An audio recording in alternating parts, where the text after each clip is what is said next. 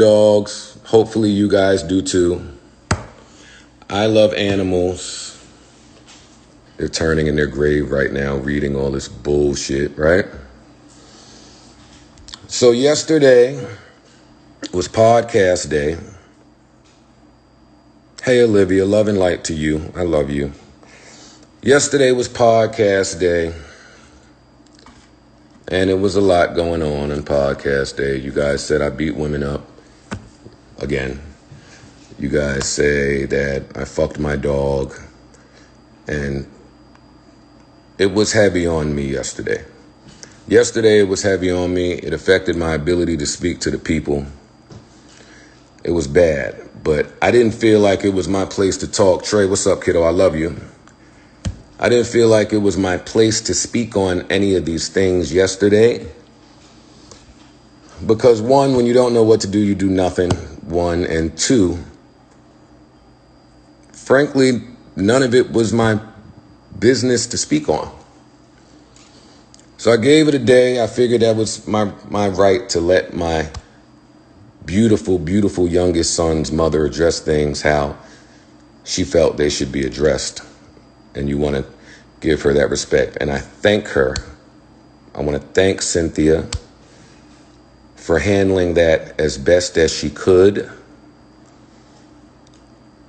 with all types of pressure and comments. And everybody is not built to talk in front of this thing. Everybody's not built to talk in front of the camera. Everybody's not built to speak to crowds. It's okay. It's not everybody's strong suit. I wanted to use this as a teachable moment because for the people who are fortunate enough to not know how court proceedings work and lawyers and paperwork and so forth and so on, you're blessed. So let's do it. Last year, it just feels so stupid telling your business to a phone. Last year, we had a real public breakup. Right? We had a very public breakup to which Cynthia, I'm sure, felt like the rug was pulled from beneath her. As a first-time mom,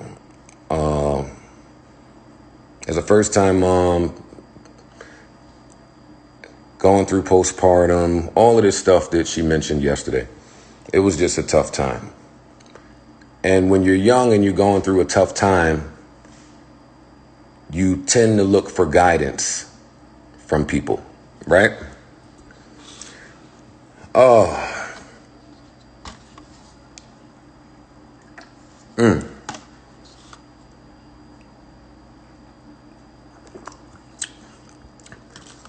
So long story less long.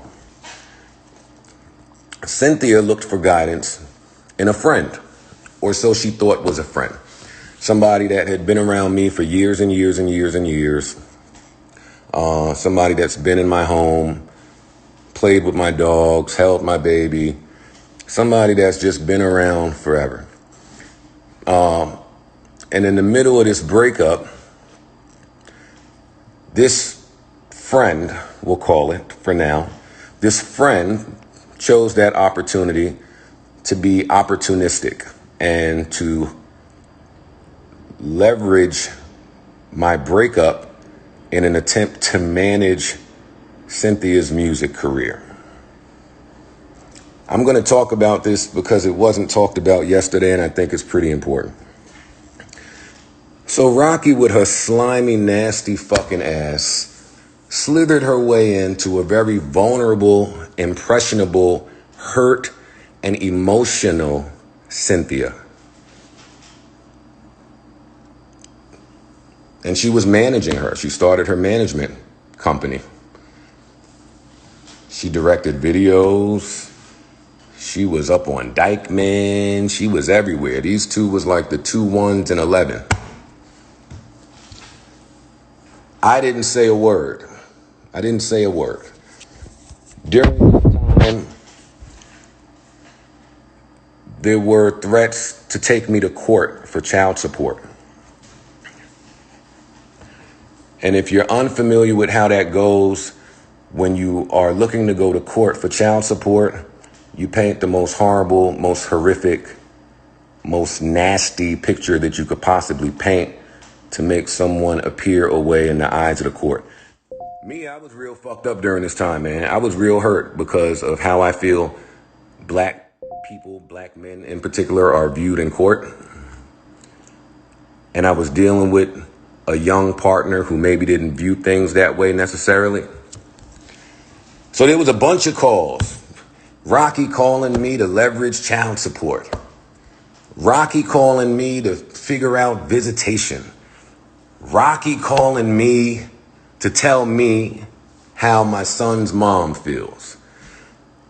And the entire time I'm just saying, ay, Jesus, Mary, and Joseph, I can see this play coming from a mile away. Hey, do me a favor. You don't call my phone no more. And if y'all want to go to court, then we will prepare to go to court.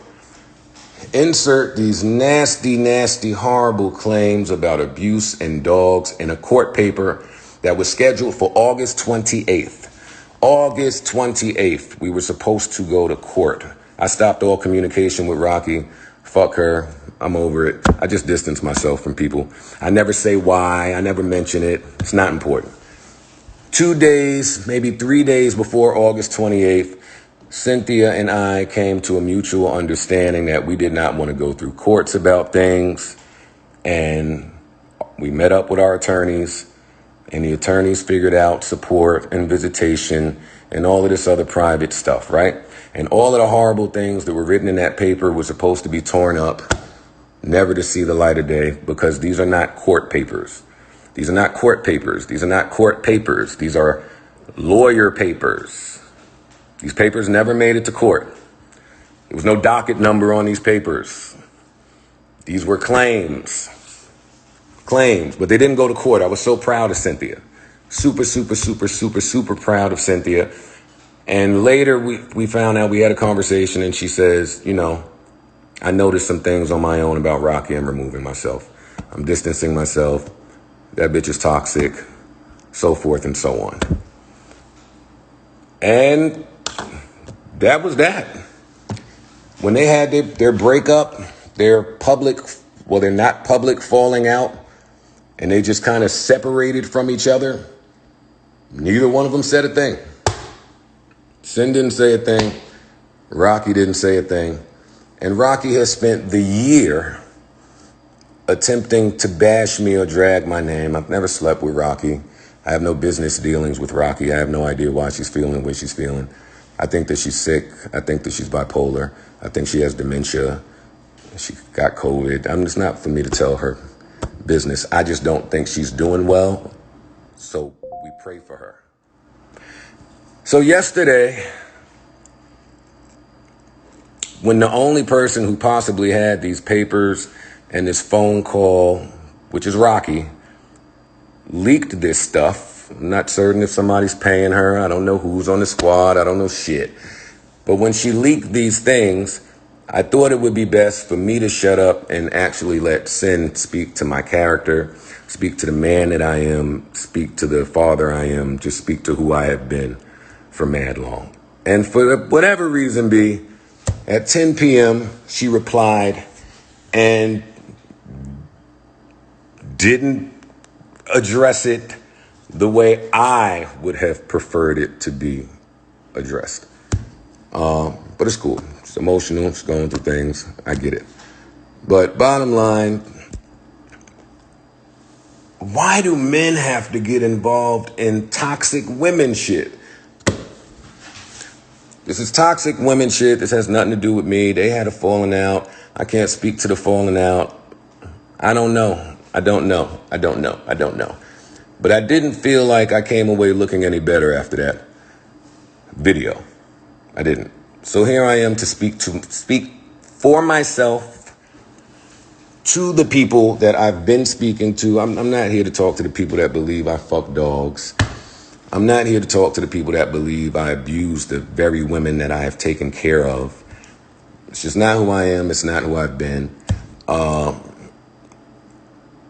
And this comes off 2 weeks of me exposing some truths about different corporations. Spotify, iHeart, I won't say that this is a calculated smear campaign, because I don't think it's that calculated. I just think people are stupid. And if I got to come on here and tell y'all that I don't hit women and I don't fuck dogs every day, then I will.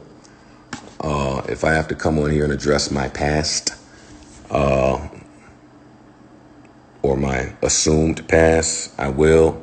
The people that know, and you don't get where I'm trying to go without some turbulence or without people throwing rocks. I just want me to be taken out of all of this. That's what I would like. I would like for Joe to be taken out of whatever messy shit went on between Cynthia and Raqi. We broke up. That was the end. Why I have to address that on a phone to strangers, I don't know, but that was the end of it. Bad breakup. And I wasn't even present when we broke up. I was on tour. Yeah, so let's address that too. She said I kicked her and my kid out. I was on tour. It didn't happen. I don't want to just get on here and refute things. The blogs can do what they want with this. But it was important for me to say it because Sin didn't say it. For some reason, she called Raqi a sister. Excuse me. This girl wasn't a sister. You didn't know this girl. You didn't know this girl at all. You didn't know her intentions. You ain't been around her enough. Why we're calling this woman your sister and protecting her anonymity on a fucking live at 10 p.m., I had smoke coming from my head last night. I had smoke coming from my head. And it's just not going to be another day of people who don't know me and people who won't know me speaking about the man that I am and the character that I have. Do with that what you want. Hopefully I was able to clear up some of this dog fucking stuff for you guys. No, this isn't to bash anybody. As I've said on my podcast a million times, everybody is doing what's best for them. I love you too, Tisha. I can't speak to what people are doing or why. I know that yesterday my son's mom was on the phone with the very lawyer that instructed her to write all of that horrible shit. And I'm like, fam, this ain't the time for lawyers and PR. This ain't the time. It's just not the time for this. This is a time for like urgency. It's a time for urgency now. It's just a time for you to get on there with your makeup not done, with your hair messed up, and say, fam, if you know Joe, Joe loves dogs, and Joe loves women. Have I had some messy breakups? Yeah. Sue me. Andy and Snow will never want me now. And that's why I'm sad. But outside of that, everything is a fucking mess. It's ghetto and goofy. It is ghetto and fucking goofy, and I want the ghetto goofies to get the fuck away from me. Jesus, Mary, and Joseph. Thank you for the love and support. I see y'all, man. I see y'all. I appreciate it.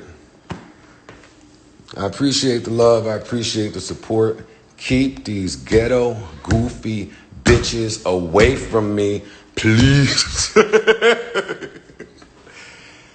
Still, she'll let me beat that whole ass in 2016. No, it's not about that. Not about that. I'm not here for violence. Nobody should get hit. Nobody should get beat up. Listen, it's a national pandemic. Unemployment is at an all-time high. Everybody ain't making what they're supposed to make. Mental health is plummeting. I understand. Shit is fucked up out there. It ain't for the weak. Exactly, Dree. This ain't for the weak. This ain't for the weak. Saturday, we'll be back to business. There's 3 episodes left. Sorry I didn't do too much talking yesterday. Of course my son is here. It's my baby. Why wouldn't my baby be here? Karen, what's up, man? So that's it. I just didn't think that this should continue with people being able to keep their anonymity. when people are just nasty and cancerous and toxic. That's all. I'm on a mission. That mission won't be interrupted. That mission is to change the standardized practices for black and brown people in corporate America. The end.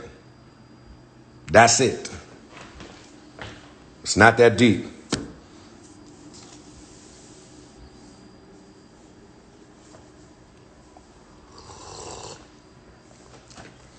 Thank you. Peace. Manifest peace. Peace, love, light. I'm going back to put Aretha Franklin on and continue to carve out this work that needs to be done. But enough.